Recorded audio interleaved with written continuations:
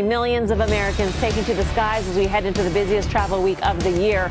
And those packed airports could be some welcome news to the airline stocks. Phil LeBeau's on the front lines of the holiday rush at O'Hare Airport in Chicago. Hey, Phil. Hey, Melissa, you talk to anyone in the airline business and they all say the same thing. Give me a clean holiday season and we'll be smiling. And so far, they're off to what should be a relatively clean Thanksgiving travel season. Clean meaning not a whole lot of cancellations. 2.98 million people are expected to fly today. Second busiest travel day of the year. The busiest is going to happen on Sunday. And so far, yes, there are some cancellations because of the storms around the country, but not a lot. Just over 600 so far. The cancellations impacting airports in the upper Midwest, also in the Northeast. Minneapolis is a good example. We've seen some cancellations there today. Saw the same thing yesterday in Denver. As you take a look at three airlines in particular, United, American, and Southwest, the reason that we're showing you these guys, they're all impacted by the 737 MAX. They don't have about 70 of those MAXs that they originally planned on having. Frankly, they planned on having more like 110 or 120 altogether if they had taken delivery of planes this year.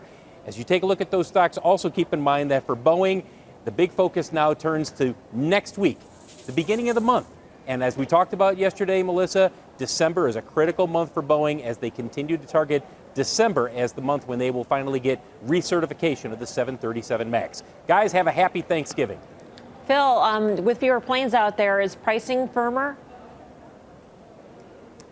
It's hard to call it firmer when you look at the average domestic airfare, still down near close to historic lows. And by historic lows, we're talking multi-year lows. They just continue to fall lower, in part because you've got the low-cost carriers continuing to add flights on the bottom of the market. That's bringing the average down. So while there has been some firming, it's not like you see a lot of the airline executives saying, yeah, we've got all the pricing power we want.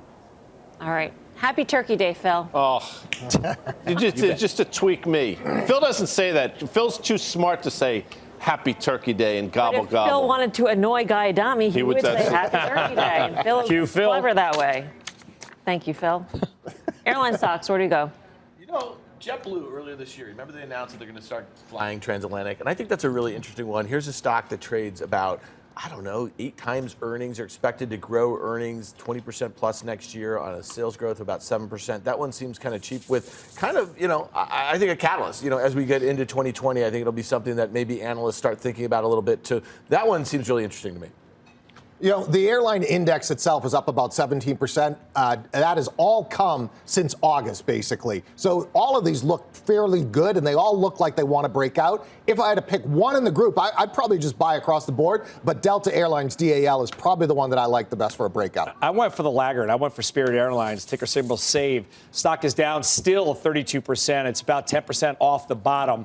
I'm long it. I think if the whole group starts to rally, the laggard's going to outperform the leaders. SAVE is the name I'm playing. On November 13th, UBS initiated JetBlue with a buy. I think the only buy on the list with a $25 price target. Dan might be onto something. It's interesting. American Airlines, which Phil just mentioned, trading at 5.5 times next year. I mean, a ridiculous valuation. You mentioned JetBlue at 8, Americans at 5. So that's 62.5%.